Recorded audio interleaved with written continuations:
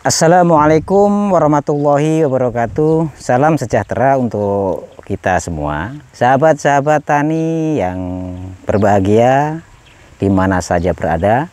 Alhamdulillah pada sore hari ini sekitar pukul setengah 4 sore kita jumpa lagi dengan channel Bapak Abdul Mukhid Al-Miftah dalam keadaan sehat walafiat. Adapun kali ini saya akan membuatkan tutorial video tentang komentar-komentar yang ada di channel saya seputar pertanian, yaitu yang datangnya dari saudara kita Mas Fajar. Mas Fajar menanyakan tentang masalah kemangi. Bagaimana Pak D kalau bibit kemangi itu beratnya sekitar 50 gram itu bisa menjadi, kalau ditanam itu bisa menjadi berapa bedeng, dan dalam ukuran bedengannya dia mempunyai ukuran lebar sekitar 1,5 meter dan panjang antara 8 sampai 10 meter. Sahabat-sahabatku sekalian, khususnya Mas Fajar, kalau memang bibit kemangi tersebut sudah bersih, tinggal bijinya, maksudnya bersih tinggal bijinya saja, itu kalau ditabur keseluruhan sebanyak 50 gram, apabila kita tabur, kita bibit, kita semai, itu normal, bagus. Maksudnya pertumbuhannya bagus, tidak ada kerusakan, dan tumbuh keseluruhannya ya minimal 80 sampai 95% lah, atau 90%. Itu kalau ditanam bisa mencapai 100 sampai 150 bedeng. Itu kalau ditanam, kalau ukuran bedengan tersebut antara 1,5 meter kali panjang 8 sampai 10 meter. Bisa dikata itu kalau ditanam bisa mencapai 1/4 hektar, atau bahkan kalau normal betul-betul bisa sampai setengah hektar itu. Jadi saran saya jangan disebar semua sebanyak 50 gram itu tadi. Cukup kita nebar antara 10 atau 15 gram. Setelah itu mulai kita tanam. Diperkirakan itu lahannya masih, setelah kita tanam, kita nyebar lagi itu nanti sejarak 15 hari. Tanaman yang pertama itu sudah mulai tumbuh, mulai bagus, mulai mau motong, dan lahannya itu kan masih sisa, lah bisa dibikinkan lagi. Jadi nanti panennya bisa bertahap, enggak sekaligus ditanami semua. Akhirnya kita juga kesusahan untuk membuang atau memasarkan panenan kemangi tersebut, karena masih awal perlu adanya pemasaran. Kalau sekaligus kalau memang sudah ada channel untuk pemasaran yang banyak itu enggak masalah. Kalau masih permulaan dan butuh pemasaran, maka ya saya sarankan ya 10 gram tabur, 5 hari lagi 10 gram tabur, 1 minggu atau 10 hari lagi 5 gram kita tabur lagi. Begitu dan begitu sambil menunggu panenan, dan sambil kita itu tabur tanam dengan yang tanaman yang awal, yang satu, yang kedua sudah mulai panen. Kita bisa mengukur kemampuan berapa banyak atau berapa ikat atau berapa bungkuskah kemampuan kita untuk memasarkan panenan kita, yaitu kemangi itu tadi. Kalau memang channelnya sudah banyak, pelanggannya sudah banyak, cara pembuangannya sudah ada, ya nggak masalah kita nabur 50 gram sekaligus, ya dijadikan 2 lah, 25 dan 20, biar tidak terlalu kepanjangan atau ketuaan bibit itu tadi, karena ya agak lama juga prosesnya. Proses nanamnya itu agak lama, nggak sekaligus seluas itu, sebanyak itu. Itu saran saya begitu. Jadi bibitnya awet, kecil.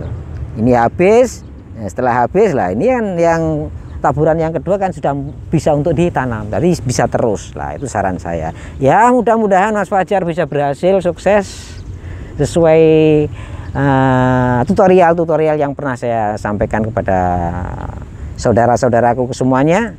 Itu memang nyata dan kenyataan, bukan omong kosong. Terima kasih Mas Fajar ya, mudah-mudahan sukses selalu. Selanjutnya komen yang kedua yaitu dari Mas Abo Ardi. Mas Abo Ardi S, yaitu masalah aplikasi atau pengobatan yang bermacam-macam tapi jenisnya atau fungsinya tidak sama, seperti pestitisida, herbisida, dan fungisida. Dia bertanya, Pak D, Assalamualaikum. Waalaikumsalam Pak D, saya bertanya bagaimana kalau obat desis pestisida dicampur dengan amirstatop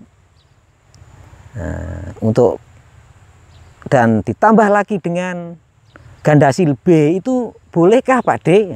Saya jawab boleh, karena masing-masing 3 obat tersebut adalah fungsinya lain-lain.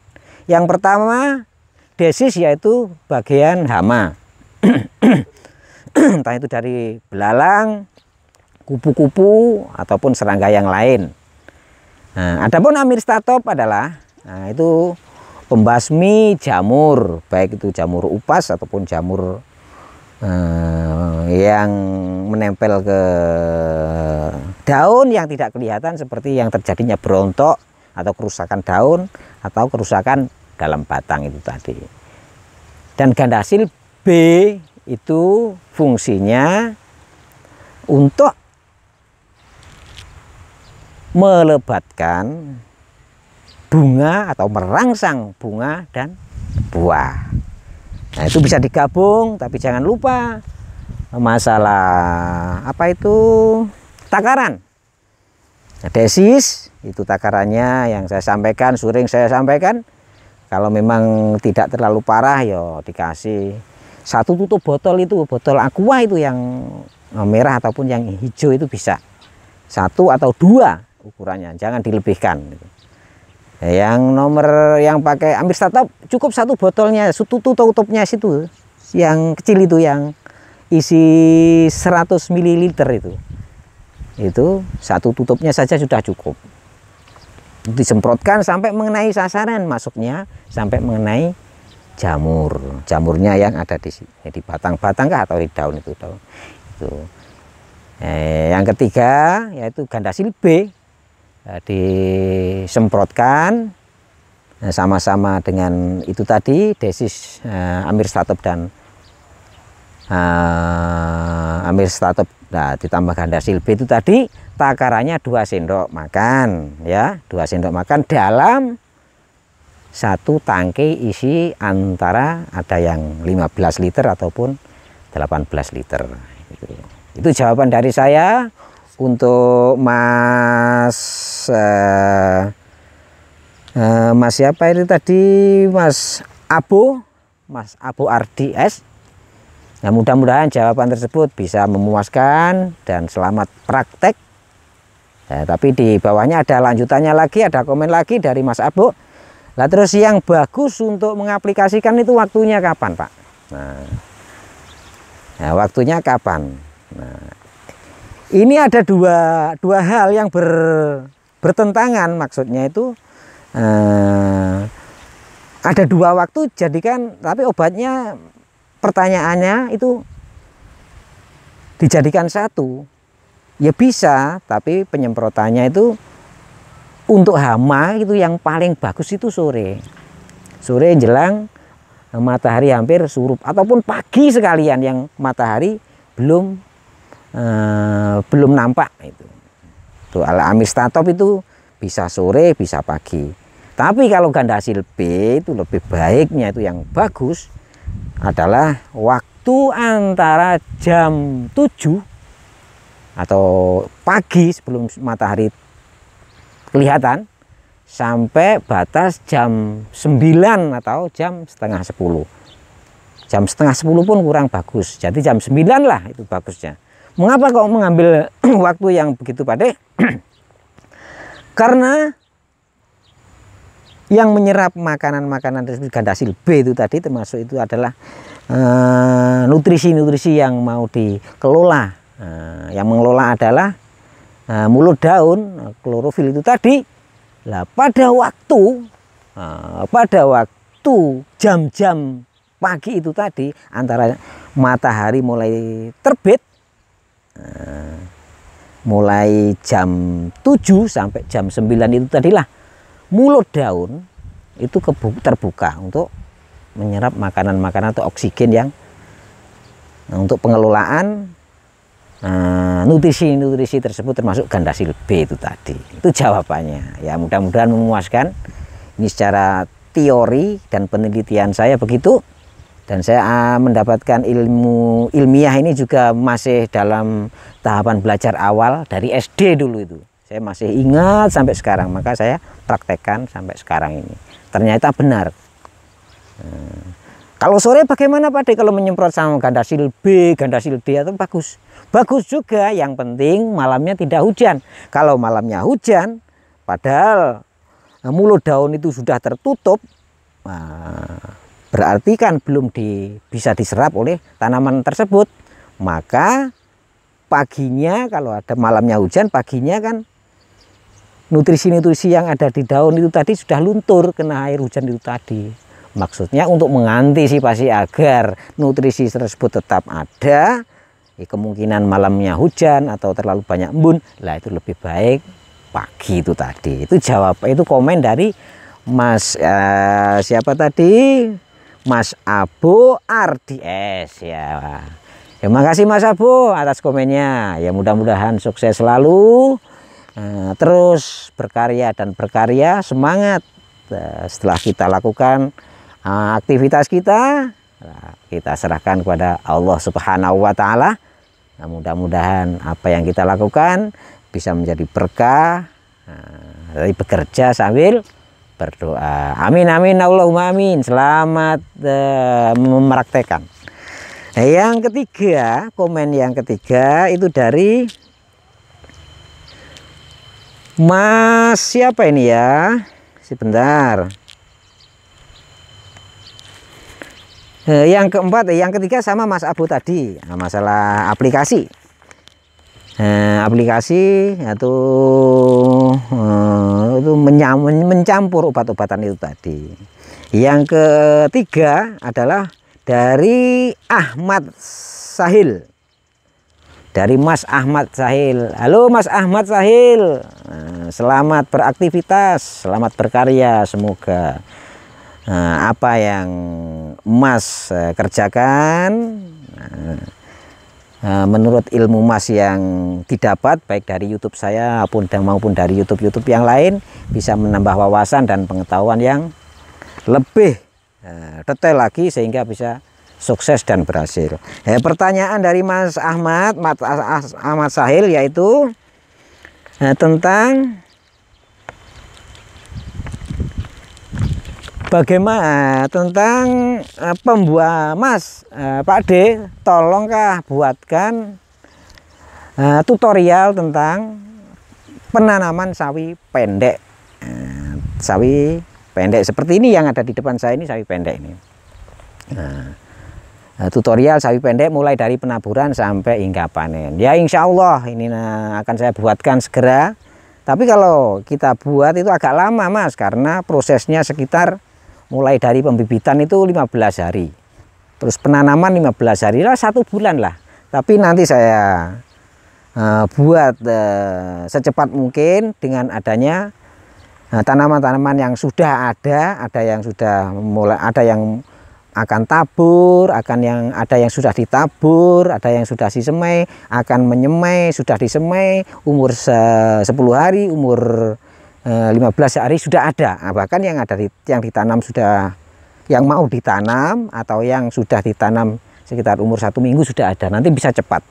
Nah, tinggal kita nanti kalau memang ada di sekitar sini ada yang sudah panen lah, kita syuting ya, kita gabungkan biar bisa lebih singkat lagi, yaitu insya Allah saya buatkan Mas ya, insya Allah. Makasih atas saran dari Mas Ahmad Sahil ya, mudah-mudahan nanti apa atau tutorial yang mau saya sampaikan bisa bermanfaat, bisa berguna bagi Mas Sahil, khususnya umumnya pada saudara-saudaraku yang mau melihat tutorial ini. Makasih, selamat berkarya, semoga sukses petani pemula Indonesia, Allahumma amin. Yang keempat yaitu ada lagi komen dari Mas Iyat R. Mas Iyat R tanya, Pak D, bagaimana kalau menanam sawi, ya, menanam sawi terus menerus ditanami, tapi tanaman sawi tersebut tetap bagus. Nah, rahasianya apa Pak D? Apakah ya rahasianya saya kasih tahu. Sebenarnya di sana, nah di Pulau Jawa, Sumatera, Sulawesi dan sebagainya, di mana saja, apa di Papua itu sama. Kalau kita tidak mengerti teori supaya tanaman itu tetap seperti mata rantai, tetap tanam dan tanam terus. Kalau nggak punya teori, sekali tanam 1-2 kali periode itu sudah nggak bisa ditanami. Ya bisa hidup tapi nggak bisa sempurna, nggak jelek. Kerdil-kerdil kadang begitu, kadang ya kurang normal lah. Macam di sini juga demikian, ya, sama saja. Lah ini sudah berapa tahun? Ini sekitar ada 30 tahun ditanami sayuran-sayuran tanpa henti. Mengapa kok tetap eksis? Bahkan ditanami semakin bagus, semakin bagus, semakin bagus. Nah, saya kasih tahu rahasianya. Rahasianya adalah setelah tanam antara umur 1 minggu sampai 10 hari atau 3 hari sampai 1 minggu. Pokoknya tanaman tersebut sudah hidup, sudah tidak layu lagi, maka kita telaten kasih pupuk kandang, yang intinya pupuk kandang tersebut menyuburkan tanah atau nutrisi-nutrisi yang ada di pupuk kandang itu bisa untuk makanan tanaman dan untuk penggemburan tanah, menyuburkan tanah, memudahkan atau lebih meremajakan tanah tersebut. Nah, itu fungsinya. Maka dengan adanya pupuk kandang tersebut, maka walaupun sekarang ini dipotong, besok paginya ditanami lagi, tetap eksis jadi tanaman yang bagus. Nah, begitulah apa itu rahasia daripada mengapa ditanami kok terus eksis, bagaimana caranya kok terus bagus terus tanamannya itu enggak ada jelek-jeleknya, malah semakin bagus. Lah caranya bagaimana? Nah, cara aplikasinya untuk memberikan pupuk kandang. Nah, ini saya beri contoh, ini sawi pendek. Nah, contohnya ini. Nah, setelah ya, sawi ini berumur antara 1 minggu, 1 minggu, maka kita kasih pupuk kandang. Caranya ngasih pupuk kandang macam ini. Ambilkan begini, taburkan sela-selanya.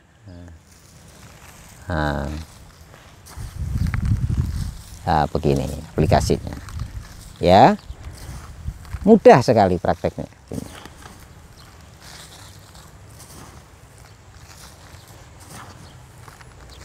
Nah.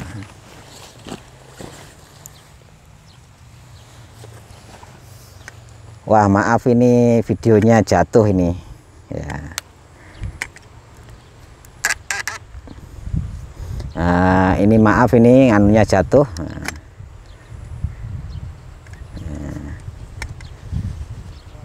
Ya, sudah selesai, sudah jadi ini jatuh ini. Ya, begitulah.